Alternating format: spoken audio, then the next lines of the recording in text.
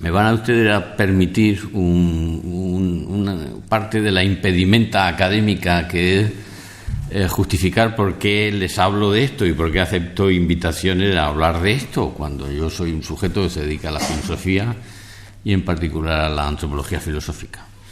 Y además me parece que forma parte no solo de la transparencia de lo que en el mundo académico se llama autoridad, si alguien puede hablar realmente o no respecto de un asunto, sino de que enmarquen ustedes lo que les voy a decir.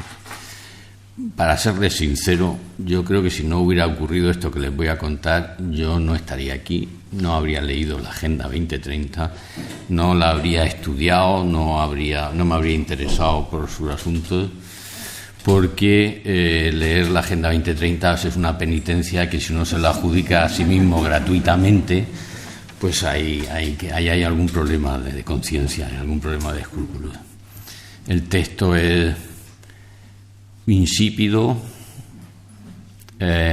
anodino, está repleto de tópicos manidos hasta, no voy a decir, pero saben ustedes hacia dónde se dirige la expresión que he empezado, y uno aprende poco leyéndolo, pero aún así es un texto representativo y es un texto además que seguramente define, explicita muchas de las líneas de fuerza de los cambios sociales, de las direcciones políticas, institucionales, estatales, transnacionales que están dando forma a nuestro tiempo y que aspiran a dar forma al futuro. Así que, pero si yo lo leí fue porque el presidente de la institución a la que pertenezco, el presidente de la Fundación San Pablo CEU, inquieto, yo creo, por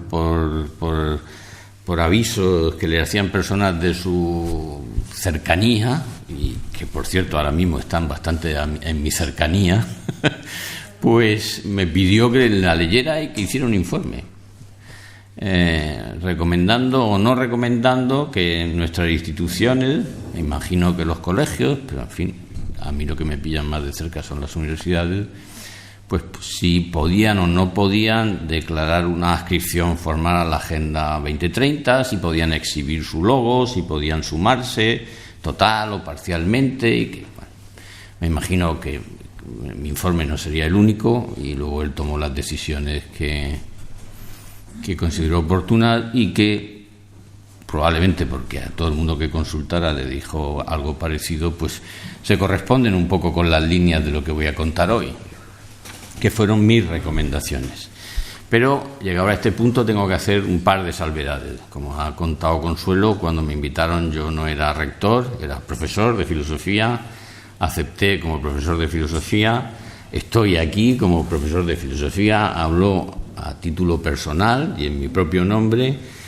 El rigor del protocolo pide que si uno es rector no se presente en ningún otro sitio de ninguna otra forma, y pues está bien hecho, pero sepan ustedes que no estoy exponiendo una línea de naturaleza institucional, ni estoy representando a la institución de la que soy rector hace muy poco tiempo. Estoy representando solo las conclusiones de mi estudio, que es verdad que formaron parte de una recomendación al presidente de mi institución.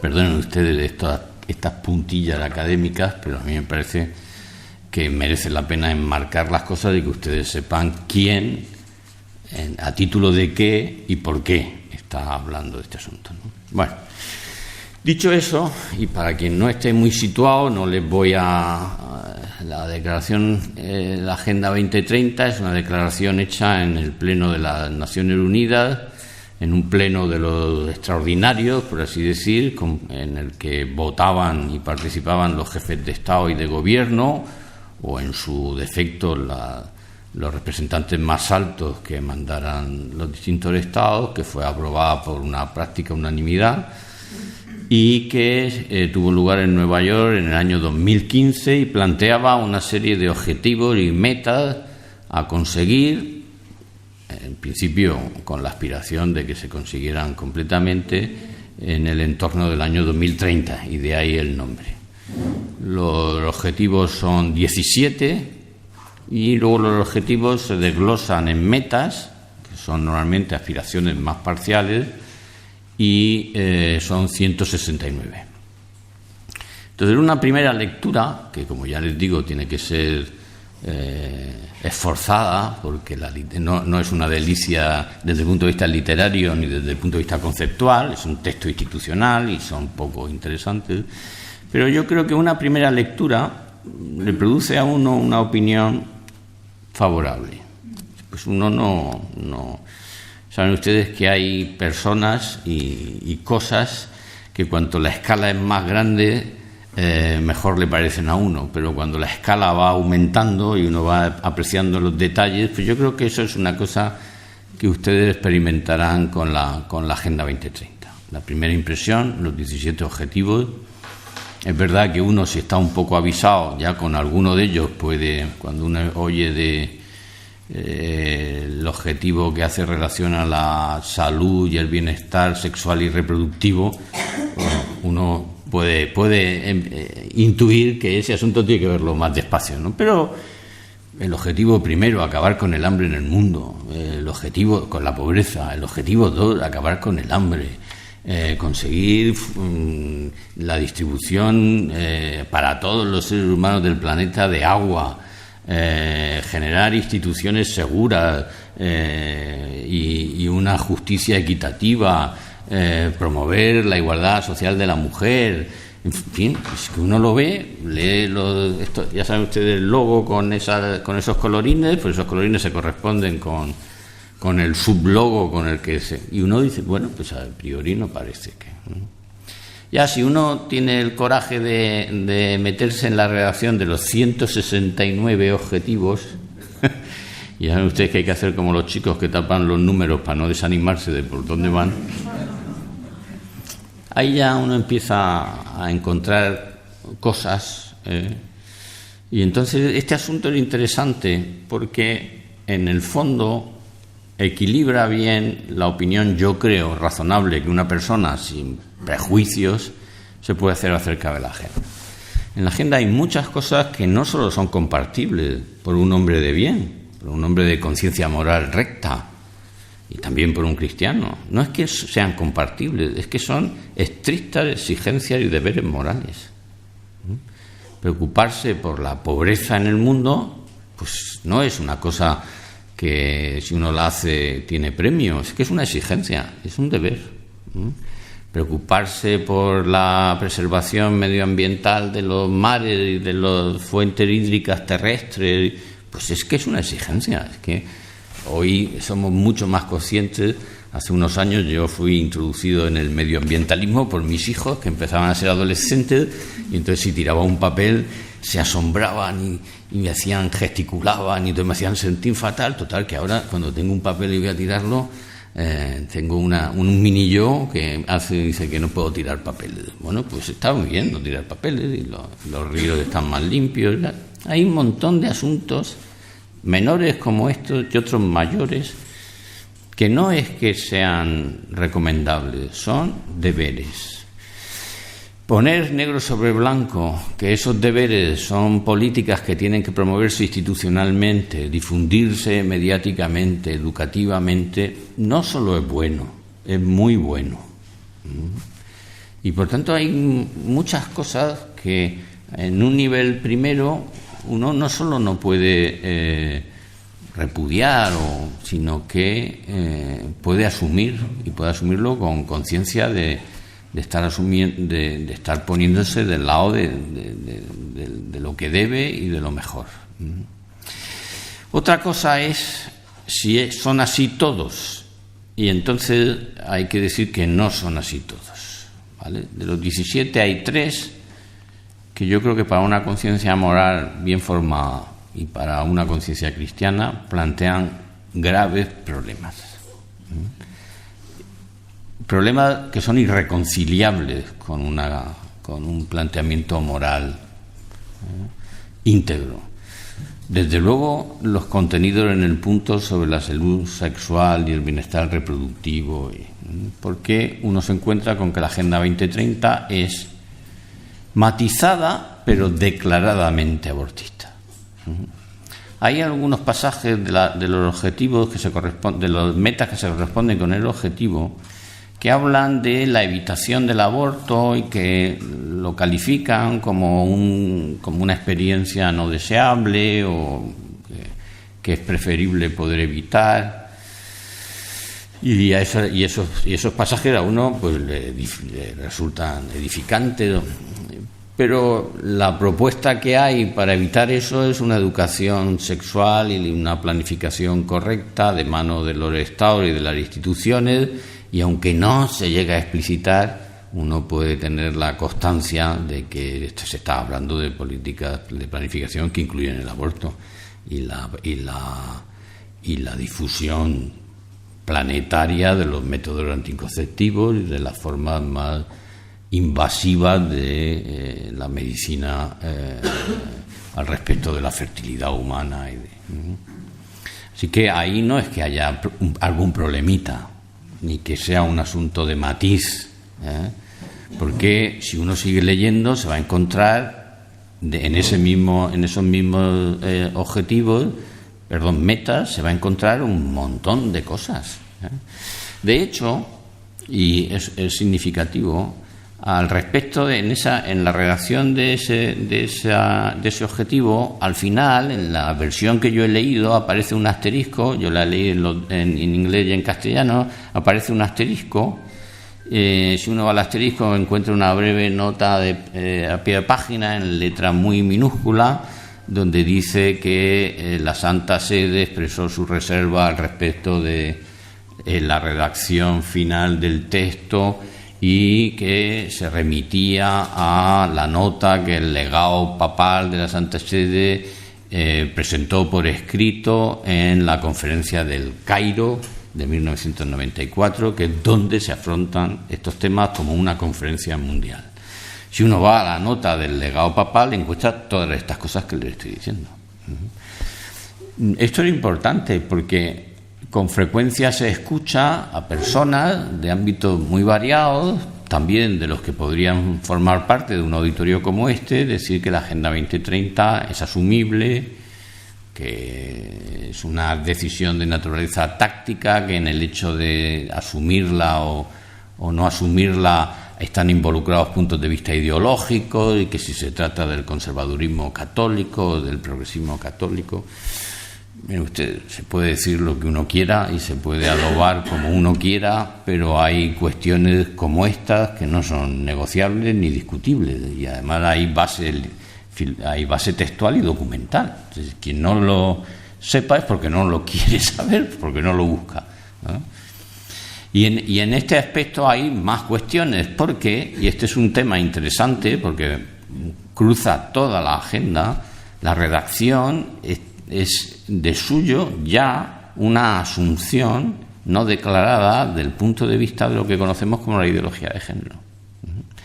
La sexualidad es descrita como el ejercicio del género, y el género no está vinculado a la identidad, a ningún soporte de naturaleza biológica. La sexualidad aparece como el ejercicio de una potencia de la que se sigue bienestar y realización, que no aparece vinculada ni a la procreación ni a los procesos demográficos, y que a lo que aparece vinculada es a la salud y al bienestar. Por tanto, entonces, claro, no es solo que se propongan prácticas que son inasumibles desde el punto de vista moral, es que el conjunto del objetivo y de las metas está redactado con unos supuestos que son ya de suyo inasumibles y que implican divergencias y problemas más profundos incluso que esos puntos que son inasumibles. Yo a veces me tengo que frotar los ojos cuando escucho intervenciones de personas, pero es decir, que yo he discutido con esto con profesores de universidad, de instituciones cristianas y comprometidas en Twitter. Y no sé, es que no soy capaz de entender cómo se puede mantener al respecto de la Agenda 2030 una posición, por así decir, sin matices muy severos y muy graves. Mi única explicación es que se la conoce superficialmente. No tengo otra explicación, ¿no? O eso, o sencillamente no formamos parte del mismo pueblo, ni de la misma iglesia, ni de la misma fe, ¿no? Bueno, ni siquiera de la misma racionalidad moral, ni siquiera de la misma posición moral en términos naturales y racionales, ¿no? Pero otro tanto ocurre con otros elementos. Hay otros dos que no son tan netos, no son tan explícitos, no son tal, pero son manifiestamente difíciles de asumir, que son el que se refiere a la igualdad de género, ¿no? Y el que se refiere a la educación. El de la educación es un asunto más de matiz, porque en el fondo la reserva que uno puede tener a la redacción del punto de la educación es que todo él está redactado sobre el supuesto, y este es un tema muy interesante, como voy a volver a decir luego al respecto del conjunto de la agenda, sobre el supuesto de que la gente que tiene que garantizar una educación universal y acorde con los principios de los derechos humanos y la realización es el Estado. Y se hace de una manera, yo creo que incluso inadvertida. Por ejemplo, se dice que es un derecho indiscutible el acceso a la educación reglada, infantil y gratuita. ¿Por qué gratuita? ¿Qué se está dando por supuesto cuando se dice que la educación tiene que ser gratuita, como un derecho universal? Pero ¿y por qué gratuita? ¿Es que está mal pagar el colegio de mi hijo? ¿Está mal promover que haya iniciativas sociales y privadas que resuelvan ese asunto? Porque tiene que ser claro, la gratuidad se corresponde o con instituciones sin ánimo de lucro y además con un patrimonio suficiente para sostener semejante actividad. No basta que sea mi universidad, la fundación que la sostiene sin ánimo de lucro, pero claro, cobra. Nadie tiene beneficio, pero claro que cobra. Entonces, pues mi universidad no podría. O sea, mi universidad no forma parte de los agentes que colaboran. Mi universidad, los colegios del CEU, los colegios que forman, que son muchísimos, que no tienen como institución el ánimo de lucro, pero tampoco tienen un aporte dinerario por el que puedan convertirlo en gratuito. Entonces, hay un montón de matices de este tipo, ¿no? Por ejemplo, una recomendación que lleva, no les voy a mortificar con las expresiones literales, pero lleva a pensar que el acceso a la instancia educativa, a las instituciones, a los puestos de profesorado, tiene que ser equitativo. Dice, pero ¿qué significa equitativo? Pues en ese contexto equitativo significa cuota. Significa que las instituciones tienen que cuidar de que los varones y las mujeres, pues que forman un claustro universitario. Esto, yo ahora en mi universidad están muy nerviosos porque mi nombramiento es de hace 8 o 9 días y claro, tengo que nombrar a los vicerrectores y luego tengo que nombrar a los decanos, ¿no? Y entonces con las personas de confianza con las que he hablado, de personas, que en fin, y tal, uno de ellos me dijo, que no se te olvide lo de las mujeres. Me quedé y le pregunté, porque estaba completamente fuera de juego. Dije, ¿qué es lo de las mujeres? Y me dijo, que solo has puesto a una. Y dije, bueno, ¿y? Y dice, pues, les va a parecer fatal. Digo, ¿pero a quién? Dice, a las mujeres. Y yo, no me puedo creer que a las mujeres de mi universidad les parezca eso fatal. Luego me di cuenta que aunque solo había puesto a una, había bajado el número de vicerrectores, con lo cual podía presumir de que tenía más mujeres en el rectorado, ¿no? Y entonces ya lo dije, no, pero si yo he aumentado el porcentaje de mujeres en el rectorado, ¿no? Sinceramente, me parece un insulto. Si yo nombrara a una señora, a una de mis profesoras, vicerrectora de algo por ser mujer, se lo ocultaría. Me parece ofensivo, sinceramente. Y me parece ofensivo quitar a alguien porque es varón y necesita una mujer. Es que no soy capaz de concebirlo. Aquí está eso como una línea de fuerza. Como no se habla de las cuotas directamente, pero se habla de equidad, de equilibrio, de igualdad en el gobierno, en las instituciones. Bueno. Pero este aspecto a mí me parece que reúne este reparo que entiendo que era importante, para mí lo es, pero es cierto que es un asunto. En el tercer objetivo, que me parece inasumible, que es el que se refiere a la igualdad, no a la educación, sino a la igualdad, estos asuntos son completamente manifiestos. Esos que en el otro caso son indicios, en estos son manifiestos. Y el lenguaje, las proposiciones, las suposiciones, son todas ellas de lo que, ya saben ustedes que si dicen igualdad de género, quien les oiga van a saber lo que ustedes piensan ya, porque esa es una expresión que solo utilizamos los que creemos que la igualdad de género forma parte de una ideología, pero ciertamente lo es. Ahora, estos dos rasgos que he señalado, el del estatalismo y el de la ideología de género, no afectan solo a estos 3 puntos, afectan a toda la declaración de la Agenda 2030. Toda ella está escrita en un lenguaje que hoy es políticamente correcto. Toda ella, de punto a final. Con lo cual, si desde el punto de vista de los objetivos resulta que de los 17 hay 2 del todo inasumibles, 1 solo con reservas, pero todos ellos están escritos desde la suposición de que el agente con carácter planetario sobre el que descansa la responsabilidad y la iniciativa de llevar a cabo todos estos objetivos y todas estas metas es el Estado, entonces uno se encuentra ante un documento que no ya, usted y yo en general somos partidarios del Estado, pero una cosa es el Estado y otra cosa es el estatalismo. Y en la agenda, ese predominio, ese protagonismo del Estado como agente planetario del bien cobra carácter estatalista. Y se nota en la desautorización casi implícita que hay de otras instancias, tanto institucionales como sociales.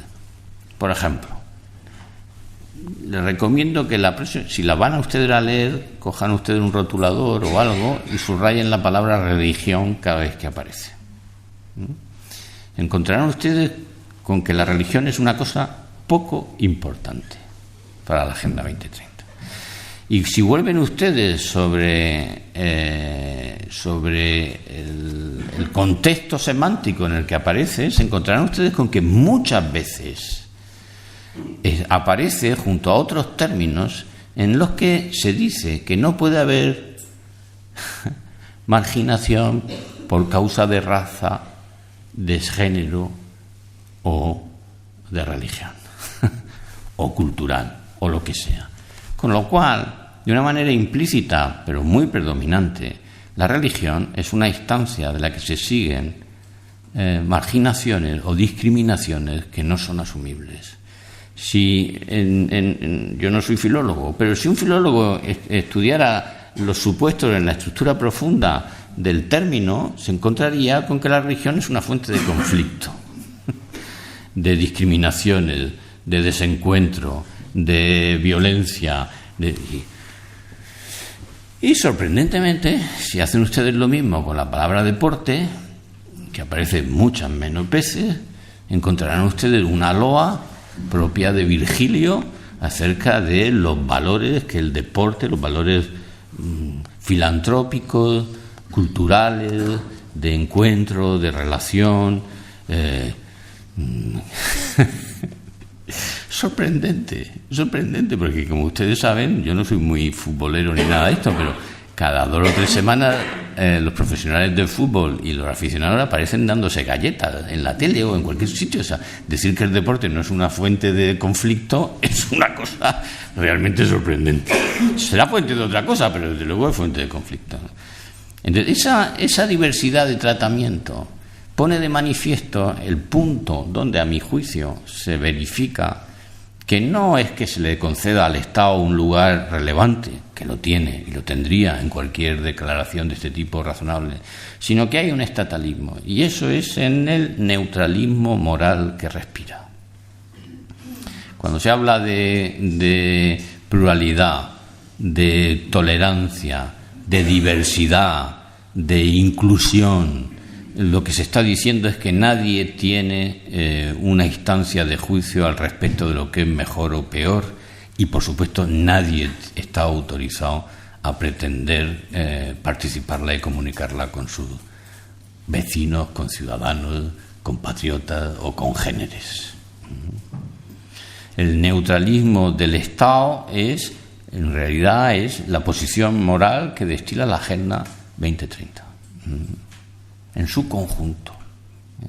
Y estas cosas, como ustedes comprenderán, son una lectura y una interpretación de carácter personal, y por eso he empezado, pero un profesor lo único que tiene es reputación, como antes las mujeres, entonces si la pierdo, he perdido lo peor. O sea, no, yo les cito a que la lean y que la estudien, que se demoren en leerla con cierta profundidad. Pero no es lo único que uno encuentra, porque pueden ustedes hacer la misma lectura subrayando el término familia. Y este es todavía un poco más llamativo, porque buena parte en primer lugar, porque el conjunto de las tradiciones del planeta y de los sistemas sociales del planeta coinciden, sin haberse puesto de acuerdo, en que la institución vertebral del orden social es la familia. Incluso aquellos países que han padecido regímenes que de manera explícita e intensa han procurado la disolución de la sociedad familiar como un elemento del sistema social. Todos los países totalitarios, como el soviético o el chino, declarada y manifiestamente. Y podrían ustedes decir que con mucho menor éxito que el de las socialdemocracias escandinavas, que lo están poniendo en práctica desde hace ya casi 40 años. Incluso en esos países, lo sorprendente del caso, lo que debería de llamar la atención, lo que a cualquier estudioso ecuánime le llamaría la atención, es la persistente durabilidad, la persistente supervivencia de una institución con tantos enemigos ideológicos y con tan grandes y poderosas fuerzas que buena parte de las utopías del mundo moderno del siglo XX, de parte del XIX y del XXI, pasan por la anulación de la familia. ¿Por qué? Si subrayan ustedes el término familia, verán que a la familia le pasa como a la religión. Según la Agenda 2030, es el contexto de las discriminaciones, de los abusos, de la dominación, de la desigualdad. No lo dicen, pero cojan ustedes y verán que les pasa exactamente lo mismo con religión, pero aumentado. Y entonces el Estado tiene que poner remedio a lo que pasa en las familias. Y tiene que poner remedio a lo que pasa entre los credos políticos. Y tiene que poner remedio a lo que pasa entre las etnias supremacistas. Y tiene que poner remedio, entonces al final uno lee la Agenda 2030 y sabe quién lleva el sombrero bueno y quién lleva el sombrero blanco y quién lleva el sombrero negro. O sea, ustedes el código de John Ford y el western de los años 50 y 60 para saber quién era el bueno y el malo. No lo duden, el sombrero negro lo lleva este señor y yo, que soy padre de familia. Y no se lo pierdan ustedes, los funcionarios de la ONU y del Estado son los que llevan el sombrero blanco. La encarnación de los anhelos y de los ideales de la humanidad, el punto de vista benéfico que da cumplimiento al bien y que da razón de la esperanza que tenemos los hombres en este mundo. No sé si se habían dado ustedes cuenta o no, pero están en la oficina del catastro, en la Consejería de Sanidad, en la Dirección General de Tráfico, y ahora entenderán ustedes por qué a la que uno se descuida, todo funcionario se cree en la condición de podernos dar una soflama acerca de por qué tenemos que inscribir la finca rural en el catastro de otra manera como lo hemos hecho. Bueno, no tengo ni idea. Dice, o por qué los periodistas que trabajan en un medio público y que quieren hacerlo y que lo hacen tal, pues creen que están en el punto de vista, que ocupan el lugar donde está el punto de vista desde el que comparece la justicia, la equidad, la solidaridad y el amor entre los pueblos. Y yo, que soy padre de familia, que pago por llevar a mis hijos al colegio, soy un agente, obviamente, reaccionario, inadvertidamente reaccionario. Quizás si algún funcionario me lo explicara, vería la luz, pero no la he visto todavía, y entonces soy un obstáculo para el progreso, para el equilibrio medioambiental, para la potabilidad de las fuentes de agua disponibles en el mundo, para la vida submarina, para la limpieza y la disolución de la huella de ozono y de carbono, y me temo que la mayor parte de ustedes también. O sea, no. Entonces, no he querido, o sea, no es verdad. Se me va. Pero no creo estar exagerando. Quizás lo haga, pero entonces es inadvertido. Y lo tienen ustedes a su mano y lo pueden leer.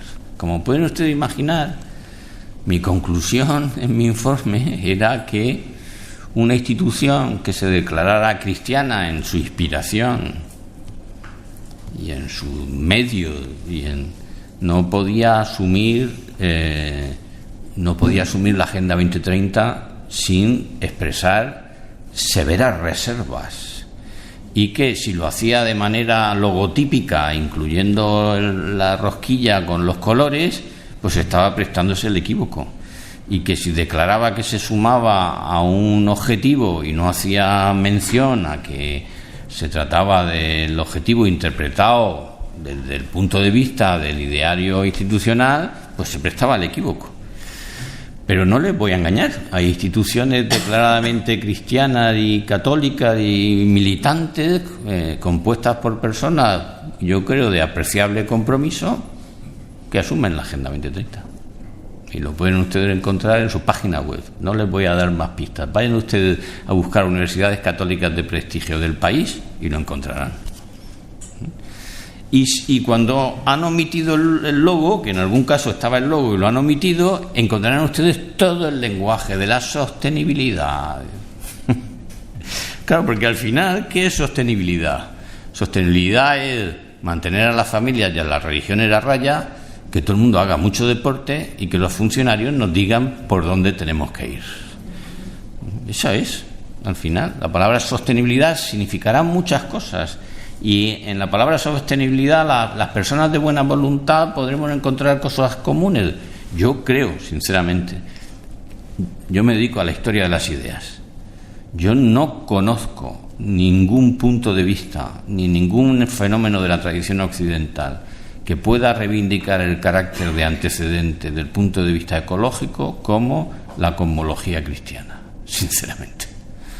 Entonces, o sea, si es verdad que estas cosas se activan histórico-culturalmente y que nos damos cuenta de cosas que antes no se habían dado cuenta, pero en 1920 Romano Guardini, que es un teólogo que les recomiendo, declaradamente lo dice. Dice una cosa todavía más interesante para nosotros, en el contexto de un acto organizado por la CDP. Dice que lo que caracteriza a la condición de laico, que es una figura cuya nitidez empieza a atisbarse a principios del siglo XX, finales del XIX, principios del XX, él lo dice en los principios del XX, dice que lo que caracteriza con nitidez a la figura del laico y le da una visibilidad hasta ese momento brumosa, es que sobre el laico fiel de la Iglesia del siglo XX recae la responsabilidad de la custodia del mundo como en ninguna otra época había sido posible considerarlo. Lo dice así, explícitamente. Yo lo tengo citado en libros míos y les puedo dar la referencia y la cita. Explícitamente, principios del siglo XX, cuando no existía la palabra ecología ni medioambientalismo. Y él lo expresa y lo desarrolla de manera con la que uno concluye que lo que hay que hacer de este mundo es un jardín. Cosa que, por otra parte, si uno lee el Génesis, es una conclusión obvia. Ya, pero las conclusiones obvias no lo son. Las cosas no son obvias hasta que se hacen manifiestas. O sea, hay un montón de líneas que cruzan la Agenda 2030 que, como digo, no solo son asumibles, sino que respecto de muchas de ellas podemos asumir una autoría. Miren ustedes, yo he leído a la mayor parte de los autores de la historia de la filosofía occidental. Yo no he, en ninguno de los autores que han dado lugar a nuestro mundo hay una preocupación por la pobreza ni tan temprana, ni tan extensa, ni tan irrestricta como en los textos evangélicos y en los comentaristas de los textos evangélicos, que son los padres de la Iglesia y los primeros, en ningún otro sitio, en ningún otro autor. Entonces, considerar que la pobreza no es un asunto que tiene en nuestra tradición una matriz estrictamente, y además con una singularidad que es perdida, y es que en la tradición cristiana la pobreza es a un tiempo un mal y una virtud. Con lo cual el pobre es al mismo tiempo alguien a quien hay que ayudar, pero es también alguien a quien en cierta medida hay que imitar. Semejante dignificación de la pobreza no existe en ninguno de las propuestas morales, incluso las más elevadas de las propuestas morales de nuestra tradición. Entonces, claro que hay muchas cosas que compartir, pero sinceramente, en mi opinión, es una opinión, pero es la opinión de alguien que ha tenido que estudiar por oficio lo que le estoy comentando. O es una frivolidad, o es una superficialidad, o es un misterio que yo soy incapaz de desentrañar, cómo instituciones declaradamente cristianas pueden asumir e incorporar su colaboración con esos fines, muchos de ellos loables, sin poner las cautelas y las reservas que permitan soslayar el equívoco al que se puede inducir y al que en cierta medida se invita.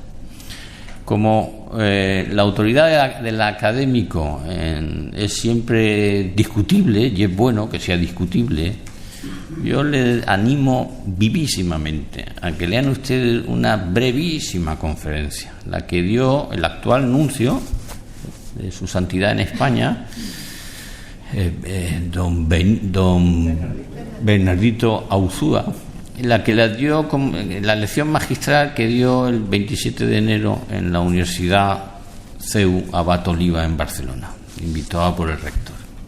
Esa conferencia yo se la voy a mandar a Consuelo en PDF. ¿Cómo? Y permitan ustedes que esto me haga gracia. Como le invitaron a decir cuál era la posición de la Santa Sede al respecto de la Agenda 2030, y él al principio de la conferencia se queja porque le dijeron que lo hiciera entre 15 o 20 minutos. Esto seguro que algún conferenciante habitual que hay aquí, como mi amigo Enrique García Michael, que es una de las glorias que tienen ustedes en estas tierras, gloria poética y ensayística, ahora a uno le están dispuestos a ponerle un avión y llevarle a Düsseldorf para que hable 15 minutos de una cosa.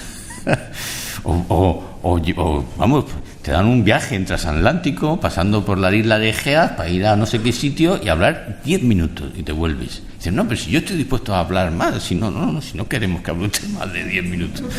Por eso le dijeron al pobre nuncio.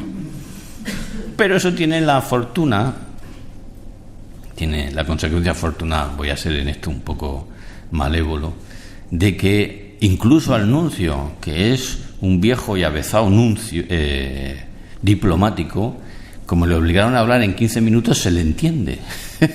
O sea, se sabe lo que piensa. Se ve que lo sacaron de su medio y entonces ya, si tenía que comprimir y ser muy conciso, uno lo le dice, pero mira, si el lenguaje diplomático en boca de un diplomático, pero sé que, pues eso, léanlo.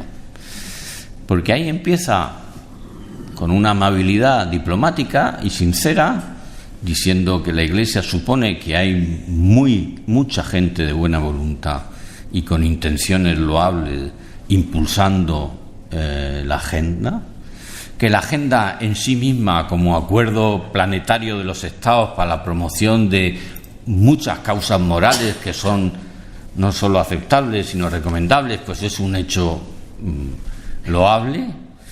Y a partir de ahí empieza a contar cuáles son las reservas de la Santa Sede respecto de la Agenda 2030, que les pone en 5 puntos que yo les voy a mencionar. Es verdad que esas reservas son las de un legado pontificio, que es un diplomático, y por tanto se las voy a mencionar porque no son exactamente las mismas que les he puesto yo, que soy un profesor de filosofía.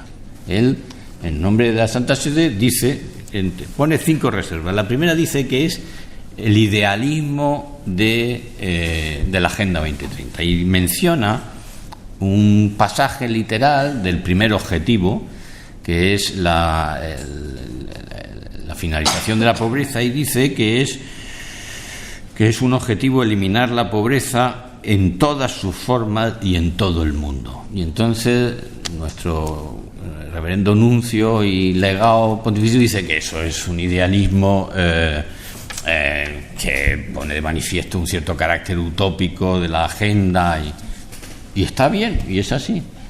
Pero bajo ese utopismo idealista hay algún otro asunto, y el asunto es que la humanidad, unida y constituida como un agente unificado bajo el auspicio tutelar de las Naciones Unidas, es capaz de acabar con el mal en el mundo. Y eso no es un idealismo. Eso es una secularización de la función mesiánica de Cristo en una institución transnacional. Y ese aliento está aquí. Es verdad que lo lee uno y dice, qué utópico. No, si el problema no es que sean utópicos, no, si ya sabemos que no lo van a conseguir. Si el problema es que están planteando que la humanidad congregada, cor unum, con un solo corazón, bajo el auspicio tutelar de los funcionarios estatales de las Naciones Unidas, es capaz de acabar con la pobreza en todas sus formas y en todos sitios. O sea, el cielo en la tierra. Y a eso ya no es... Eso no es... Claro que el lenguaje diplomático es un idealismo utopista. El lenguaje comprensivo del fondo y de los supuestos de ese idealismo utopista es un mesianismo secularizado, cuya sede se ha localizado institucionalmente en un agente transnacional que tiene sus delegados en las instituciones estatales y pluriestatales del planeta, entre las cuales, por cierto, destaca como agente principal la Unión Europea.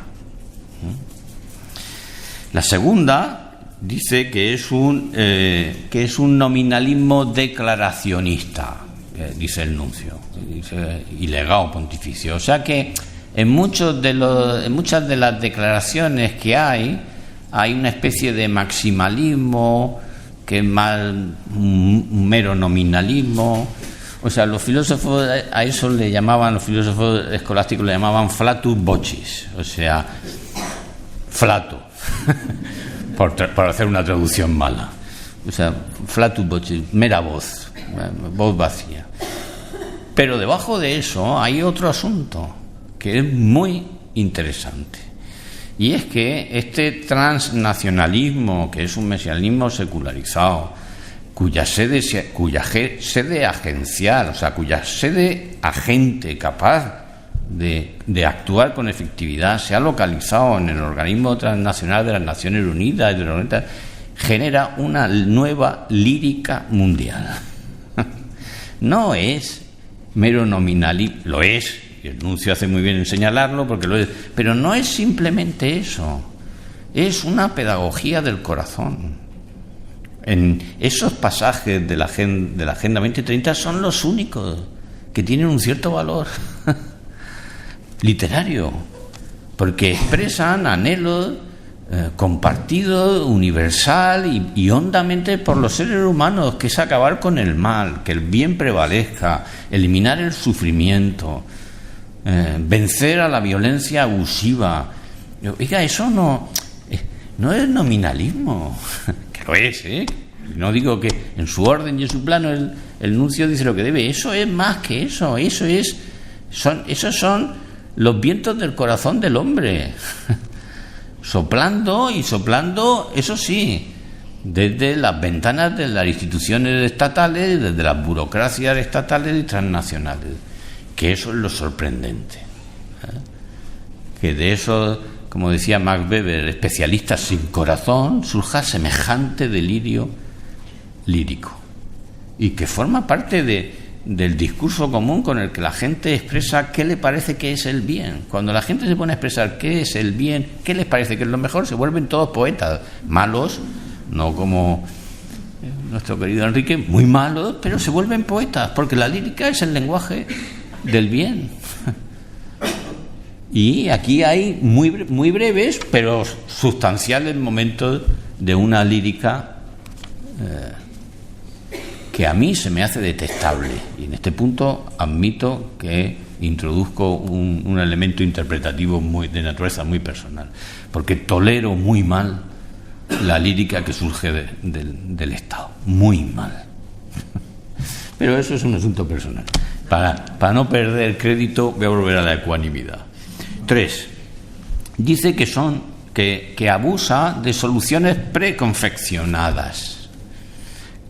Y que además esas soluciones preconfeccionadas ejercen un cierto colonialismo en plata, que en instancias muy localizadas de los países desarrollados se definen cuáles son las soluciones a los problemas de los países subdesarrollados, que por cierto solo son problemas desde el punto de vista de los países desarrollados. Por ejemplo, la explosión demográfica.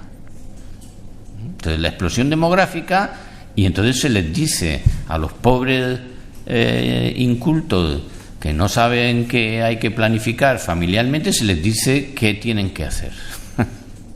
Y se les dice además no solo qué tienen que hacer con los niños, sino qué tienen que hacer con el agua, qué tienen que hacer con los cultivos, qué tienen que hacer con las emisiones de CO2, qué tienen que hacer. Y entonces hay una especie de pedagogía tutelar de ríanse ustedes de las encomiendas de los asentamientos de la corona de España en América. O sea, el mundo está encomendado a esas élites que son capaces de prefigurar cuáles son las soluciones. La Agenda 2030 se los encomienda. Hace una encomienda planetaria. El conjunto de las tradiciones, de los países, de los credos, de los puntos de vista, tienen que ser elevados a la condición de la conciencia moderna, y tienen que ser elevados mediante lo que nuestro nuncio llama soluciones precocinadas o preconfeccionadas. Luego hay la cuarta reserva que dice es que la aplicación de las soluciones es selectiva. O sea, que si uno le pregunta a una mujer africana cómo solucionar la sostenibilidad de los entornos semiáridos, la mujer probablemente va a decir, pues llevando agua o excavando pozos o... Pues no. Un sujeto con una conciencia bien formada le dirá que teniendo menos hijos. Y llevando agua también, pero tú ten menos hijos. Eso es lo que se refiere cuando dice que las soluciones están sesgadas o que hay soluciones de naturaleza preferencial o que se aplican preferencialmente. Es posible que en alguna situación desesperada, en mi familia tuvimos esa situación desesperada porque tuvimos trillizos. A lo mejor si cuando estaban los trillizos recién nacidos a mí me hubieran preguntado, yo habría dicho sí, estoy de acuerdo. Hay que disminuir la población infantil de manera severísima. Pero fuera de situaciones de ese tipo, de un padecimiento muy extremo, es difícil encontrar madres que se arrepientan de los hijos que han tenido. Es difícil. Claro que en la vida hay de todo, pero es difícil. De lo que se arrepienten, de lo que se duelen, es de no poderles dar una vida digna. Materialmente, culturalmente, educativamente, de eso sí que se duelen. Así que no son las mismas las soluciones que demandan los pueblos indígenas, de los que por cierto se habla con fruición y deleite en la agenda, no son los mismos. son los mismos que plantean los indigenistas, que es otra cosa. Eso sí, pero no los pueblos nativos, no la gente que lo que quieren es poder mantener las familias que tienen y que están dispuestos además a renunciar a niveles de comodidad material y de bienestar material como los occidentales no somos ni siquiera capaces de imaginar. Y la quinta dice que es colonización ideológica. Hay aquí, por parte del nuncio, el nuncio es filipino y además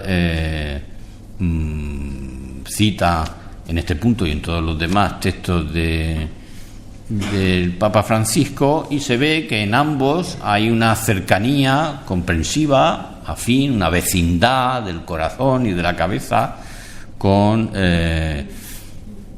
los padecimientos que los pueblos no europeos han tenido y que esa afinidad y esa empatía, por otra parte comprensible, la trasladan como el foco con el que interpretan la aplicación de la agenda como colonialismo de países desarrollados. Y ciertamente eso es así, pero eso mismo se puede comprender desde otra perspectiva, y es que lo que hay es una aspiración planetaria a convertir la modernización secularizadora de la tradición europea de los últimos 2 o 3 siglos en el patrón de la prosperidad y el progreso mundial. Y ahí ya los que somos europeos y no hemos padecido ese expolio que han padecido muchos pueblos indigenistas y sencillamente no nos hemos dejado seducir por la Ilustración, lo que vemos no es colonialismo, lo que vemos es ilustración, secularización, modernidad en el sentido, yo me tengo por moderno, pero modernidad en el sentido en el que de una manera declarada y explícita se pretende la sustitución de cualquier elemento trascendente de la existencia humana y de las sociedades humanas por elementos intramundanos que lo sustituyen en la medida de lo posible, pero con el horizonte utópico de que esa medida de lo posible sature las expectativas del corazón humano. Pues, ¿qué me parece a mí que explica que este punto de vista que yo les he contado no sea tan unánime como creo que lo merece? Ahora que estamos en confianza, les voy a decir un término que no utilizaría con personas que tuvieran el punto de vista distinto del mío, porque les podría resultar ofensiva, y ya saben ustedes que ofender no está bien. Pero a mí me parece que es un problema del grado de alfabetización. Los pedagogos hablan de la alfabetización profunda. Leer es una actividad susceptible de perfeccionamiento. Y el perfeccionamiento de la lectura es un proceso de extensión vasta. Lee mejor el que más sabe. Y el que más sabe y que es capaz de mantener en presente y relacionar. A mí me parece que solo una alfabetización superficial, o si quieren ustedes, una lectura poco atenta y con poca información que poner en relación con lo que está leyendo, puede dejarse atrapar por esa escala mayor con la que al principio yo mismo les he dicho que el aspecto que ofrece la Agenda 2030 es el de un conjunto de cosas que pueden mantener en su inmensa mayoría los hombres de buena voluntad. Pues ha sido un placer. Muchas gracias por su atención. Ya saben ustedes que es un bien que los profesores hoy estimamos, porque no lo tenemos, tampoco en clase, y me imagino que hay algún momento para las preguntas.